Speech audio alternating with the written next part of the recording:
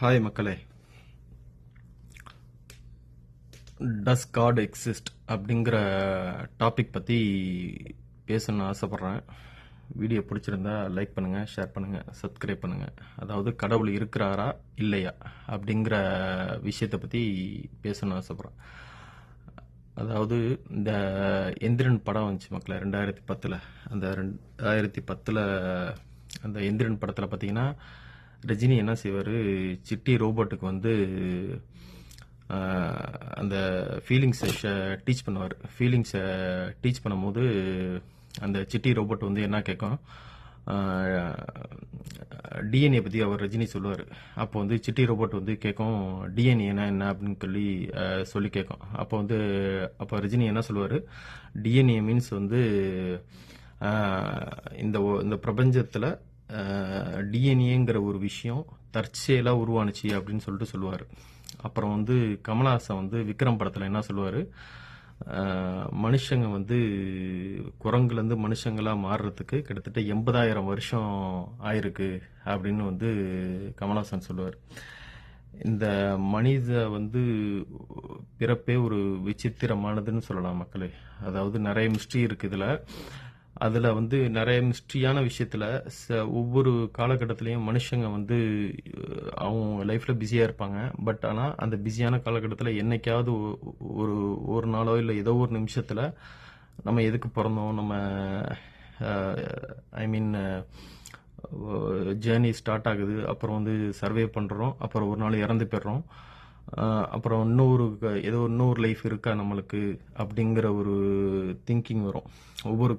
ஏதோ ஒரு காலகட்டத்தில் நிச்சயமாக ஒவ்வொரு மனுஷனுக்கும் இந்த கேள்வி வரும். அப்புறம் வந்து இன்னொரு கேள்வி என்னன்னா, சிந்தனை எப்படி வந்துச்சு, நம்மளோட லைஃப் எப்படி ஸ்டார்ட் ஆகுனுச்சு, அப்புறம் வந்து நம்மளுடைய உணர்வு எப்படி வந்துச்சு, நம்மளோட எமோஷன்ஸ் எப்படி வந்துச்சுன்னு சொல்லிட்டு பலவிதமான கேள்வி வந்துக்கிட்டே இருக்கும். ஆயிரக்கணக்கான வருஷங்களாக ஒவ்வொரு மனுஷங்களுக்கும் இந்த உணர்வு வந்துக்கிட்டே இருக்கும். இந்த கேள்வி, அதாவது இன்னொரு லைஃப் இருக்கா, நம்ம இறந்ததுக்கு அப்புறம் என்ன ஆகும் அப்படிங்கிற ஒரு கேள்வி எல்லாருக்கும் இந்த வந்துக்கிட்டே இருக்கும். பட் அப்படி அந்த கேள்வி வர்றது தப்பு கிடையாது. பட் நம்மளுடைய பகுத்தறிவால் சிந்திச்சு பார்க்கணும், கடவுள் இருக்கிறாரா இல்லையா, டஸ் காட் எக்ஸிஸ்ட் ஆர் இல்லை அப்படிங்கிற ஒரு விஷயத்த நம்ம சிந்திச்சு பார்க்கணும். இந்த மனித உடம்பே ஒரு விசித்திரமான ஒரு உடம்பு மக்களே. அந்த மனித உடம்புல இன்னொரு விசித்திரமான ஒரு விஷயம் என்னன்னா, இந்த வீடியோவோட ஸ்டார்டிங்கில் ஒரு இன்ட்ரோ ஒன்று வந்திருக்கும். வீடியோ ஸ்டார்டிங்கில் இந்த காக்சிஸ் போன் அப்படிங்கிற ஒரு விஷயம் இருக்கு மக்களே. அதாவது முதுகு தண்டுவோட பகுதியில் கடைசி இதில் விலா எலும்பு, அந்த விலா எலும்புல 3-4 இது சேர்ந்து கடைசியாக டைல் போன் ஒன்று இருக்கு மக்களே. அந்த காக்சிஸ் போன் பார்த்தீங்கன்னா அதோட ஸ்பெஷாலிட்டி என்ன பார்த்தீங்கன்னா, இப்போ வந்து மனுஷங்க வந்து ஏரோப்ளைனு இல்லாட்டி ஏதோ ஒரு ஃப்ளைட் ஆக்சிடென்ட்டு இல்லை ட்ரெயின் ஆக்சிடென்ட்டு இல்லை ஆக்சிடென்ட்டு எல்லாருமே செத்து போயிடுவாங்க. அப்படி செத்து போகும்போது இந்த மனித உடம்புல மனித உடம்பை மண் வந்து அப்படியே சாப்பிட்றோம், கிட்டத்தட்ட டீகம்போஸ் ஆகிடும். கிட்டத்தட்ட within 6 months or 4 months decompose ஆகிடும், ஆர் பிஃபோர் 3 months டீகம்போஸ் ஆகிடும். அப்படி டீகம்போஸ் ஆகும்போது எக்ஸப்ட் இந்த காக் போன், அந்த காக்சிஸ் போன் அப்படிங்கிற அந்த ஒரு காக்சிஸ் போனுங்கிற அந்த டைல் போன் இருக்கு பார்த்தீங்களா, அந்த டைல் போன் மட்டும் டீகம்போஸ் ஆகாமல் அப்படியே கடைசி வரையும் இருக்கும். அப்போ இமேஜின் பண்ணி பாருங்க, முதல் மனிதர் ஆதம் இருக்காரு பாருங்க, அவர் தான் முதல் மனிதர். இரண்டாவது வந்து ஏவாள். அந்த முதல் மனிதர் ஆதம்லேருந்து இன்னைக்கு பிறந்த குழந்தை, இன்னைக்கு ப்ரெசண்டாக பிறந்த குழந்தை வரையும், ஃபியூச்சரில் கடைசியாக பிறக்க போகிற குழந்தை வரையும் ஒவ்வொருத்தருக்கும் தனித்தனி finger print, at the same time தனித்தனி காக்சிஸ் போனோட செப்பரேட் அலைன்மெண்ட்டோட எல்லாருக்கும் இருக்கும். எல்லாருடைய காக்சிஸ் போன் சீடும் இந்த பூமியில தான் இருக்கும். நீங்கள் நம்பலனாலும் இதுதான் நிஜம், சரிங்களா? இந்த ஃபேமஸான சயின்டிஸ்ட்டு, இந்த சயின்டிஸ்ட் பேர் வந்து ஹென்ஸ் பீமேன் அப்படிங்கிற இந்த ஜெர்மன் சயின்டிஸ்ட் வந்து 1935 இந்த விஷயத்தை பற்றி ஆராய்ச்சி பண்ணார். அதாவது த பிரிமிட்டிவ் ஸ்டிக் மீன்ஸ் இந்த கருவின் ஆரம்ப பகுதி, அதாவது ஒரு கருவுல இருக்கிற குழந்தை வந்து முதல் பகுதி எது உண்டாகும்னா இந்த காக்சிஸ் போன் அப்படிங்கிற ஒரு விஷயம் தான் உண்டாகும். அதனால அவருக்கு வந்து நோபல் பிரைஸுங்கிற ஒரு விஷயத்த கொடுத்தாங்க. அப்புறம் பிரிட்டானிக்காங்கிற ஒரு ஆர்கனைசேஷனும் இந்த விஷயத்த கன்ஃபார்ம் பண்ணாங்க. இந்த காக்சிஸ் போன் வந்து it's contain DNA and primitive stick. அதாவது பிரிமிட்டிவ் ஸ்டிக்னா கருவின் ஆரம்ப பகுதி அப்படிங்கிற ஒரு விஷயம். அடுத்தது, அப்ப இமேஜின் பண்ணி பாருங்க, முதல் மனிதர் ஆதம்லேருந்து கடைசி மனிதன் பிறக்க போற வரையும் இந்த பூமி பந்துல சீடா இருக்கும்.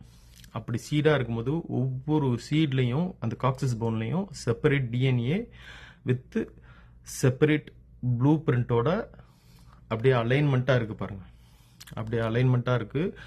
இவ்வளோ கன்ஸ்ட்ரக்ஷனாக அப்படி அலைன்மெண்ட்டாக ஒரு ஸ்ட்ரக்சர்டாக ஒரு ஏதோ ஒரு பவரை நம்மளை கிரியேட் பண்ணியிருக்கு.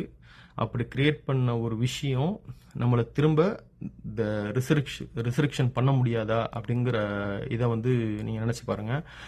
அதனால தான் இந்த ப்ராஃபட் முகமது வந்து இந்த காக்சிஸ் போனை பற்றி என்ன விஷயம் சொல்லியிருக்காங்கன்னா, நம்ம செப்பரேட் ஒவ்வொருத்தரும் ஒவ்வொரு டிஎன்ஏவாக இருந்தாலும் எல்லாருடைய டிஎன்ஏவும் ஃபஸ்ட்டு இந்த ஆதம்ங்கிற முதல் மனிதரோட டிஎன்ஏலேருந்து தான் வரும் செப்பரேட்டாக. அதுலேருந்து பிரிஞ்சு போகிறது முதல் மனிதர் ஆதம் அப்படிங்கிற சொன்னாலும் அதனுடைய டிஎன்ஏ தான் அப்படியே ஹியூமன், அப்படியே மனித நாகரிகம் அப்படி பிரிஞ்சு ஒவ்வொரு இது காலகட்டத்திலையும் போணுச்சு. அப்புறம் வந்து மோசஸ் ஃப்ளட்டுக்கு அப்புறம் திரும்ப மனித நாகரிகம் உயிர்ப்பிச்சிச்சு.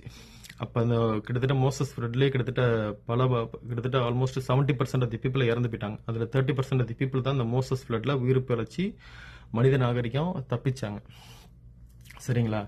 அப்படி இருக்கும்போது அந்த அந்த காக்சிஸ் போன்லன்னு தான் அந்த ப்ராஃபட் முகமது என்ன சொல்லியிருக்காங்கன்னா, ஆதமுடைய மகன் எல்லாருக்கும் மனித உடம்பு மண் வந்து சாப்பிட்ரும், எக்ஸப்ட் இந்த காக் போன், அந்த மனிதனுடைய விழா எலும்பை மட்டும் மண் திங்காது அப்படின்னு சொல்லியிருக்காங்க.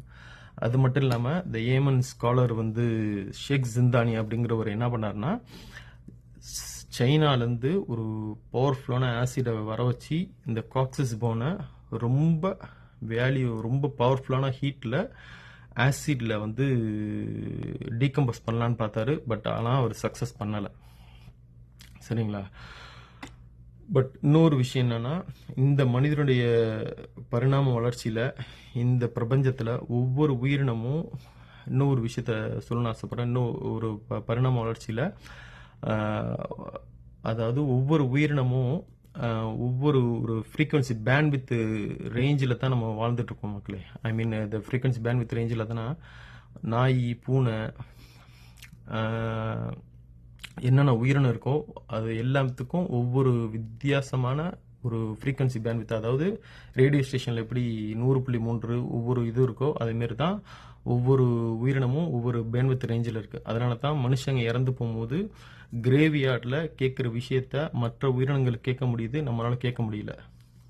நாய், பூனைக்கெல்லாம் கேட்கும் கிரேவியார்டில் என்ன நடக்குதுன்னு, பட் நம்மளால் கேட்க முடியாது. அந்த சக்தி மனித உயிரினத்துக்கும் மனித காதுகளுக்கும் மனித கண்களாலையும் பார்க்க முடியாத விஷயத்த மற்ற உயிரினங்கள் கேட்கும். சரிங்களா? அதனால தான் இந்த கமலஹாசன் வந்து என்ன சொல்லுவாருன்னா, எவர் சொன்னாலும் உன் பகுத்தறிவால் சிந்தனை செய்ய அப்படின்னு சொல்லுவார். என்னுடைய பகுத்தறிவுக்கு நான் சிந்தனை செஞ்சு பார்த்துட்டேன். எஸ், த காட் எக்ஸிஸ்ட். ஏதோ ஒரு பவர் நம்மகிட்ட இருக்கு, நம்மளை வந்து அலைன்ட்டாக பண்ணிகிட்டு இருக்கு. அந்த யூனிவர்ஸே பார்த்தீங்கன்னா அப்படியே ஒரு ஸ்ட்ரக்சர்டாக இருக்கும் எல்லாமே. அவ்வளோ கேலக்ஸி, அவ்வளோ பில்லியன்ஸ் ஆஃப் கேலக்ஸி, அவ்வளோ ஸ்ட்ரக்சர்டு யூனிவர்ஸாக அப்படியே இருக்குது. இன்னும் இன்னைக்கு நாசா வந்து என்ன கன்ஃபார்ம் பண்ணியிருக்காங்கன்னா, சூரியன் வந்து இப்போ கிழக்கில் உதிக்குது. பட் நாசா வந்து என்ன கன்ஃபார்ம் பண்ணியிருக்கேன், ஷூராக என்ன சொல்லியிருக்காங்கன்னா, எஸ், சூரியன் வந்து மேற்கில் உதிக்கிற சான்சஸ் பாசிபிலிட்டி இருக்குது அப்படின்னு வந்து கன்ஃபார்ம் பண்ணியிருக்காங்க. அப்போ இமேஜின் பண்ணி பாருங்கள், சூரியன் வந்து ஒருவேளை கிழக்கில் உதிக்காமல் ஒரு நாள் மேற்கில் உதிச்சிச்சு அப்படின்னா என்ன நடக்குன்னா, ஒரு காரு 150 கிலோமீட்டர் ஸ்பீடில் போயிட்டு டப்புன்னு ஸ்டாப் ஆகி மறுபடியும் ரிவர்ஸில் ஆரம்பிச்சிச்சுன்னா என்ன நடக்குமோ அதே மாதிரி தான் பூமி பந்தம். சூரியன் மேற்கில் உதிக்க ஆரம்பிச்சிச்சுன்னா இப்படி கிளாக் வைஸில் சுற்றிட்டு இருக்க பூமி பந்து ஒரு நிமிஷம் அப்படி ஸ்டன் ஆகி நின்று ஆன்டி கிளாக் வைஸில் சுற்ற ஆரம்பிச்சிடும். அப்படி சுற்ற ஆரம்பிச்சிச்சுன்னா என்ன நடக்குமோ அந்த டே தான் அந்த லாஸ்ட் டே ஆஃப் ஜட்ஜ்மெண்ட், அதாவது உலக அழிவின் ஆரம்பம்னு சொல்லிட்டு சொல்லலாம். இந்த வீடியோ பிடிச்சிருந்தா லைக் பண்ணுங்கள், ஷேர் பண்ணுங்கள். எஸ் த காட் எக்ஸிஸ்ட்னு சொல்லிட்டு நான் நம்புகிறேன். உங்கள் சிந்தனைக்கு, உங்கள் பகுத்தறிவுக்கு என்ன யோசனை வருதோ அதை யோசித்து பார்த்துங்க. தேங்க்யூ. வீடியோ பிடிச்சிருந்தா லைக் பண்ணுங்கள். Take care.